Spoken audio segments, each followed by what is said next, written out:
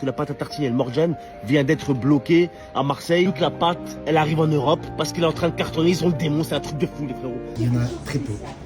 Je peux t'en donner max 2. C'est très difficile depuis qu'il y a l'interdiction et qu'il s'est bloqué au port d'en trouver. Donc via les réseaux sociaux, il y a des adresses qui nous sont communiquées.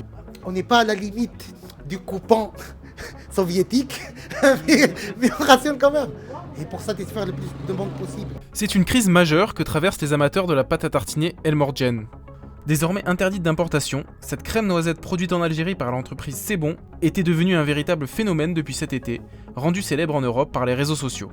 Mais depuis vendredi, des conteneurs de la délicieuse pâte sont bloqués sur le port de Marseille. La raison ? Selon nos informations, elle tient dans la composition de cette pâte qui ne respecterait pas les règles de l'Union européenne relatives à l'importation et à l'exportation de produits laitiers. Le constat aurait été établi par le CIVEP de Marseille, le service d'inspection vétérinaire et phytosanitaire aux frontières. Maintenant, on a de la marchandise sur laquelle on a fait des avances de prix, des acomptes et tout ça, qui est bloqué au port.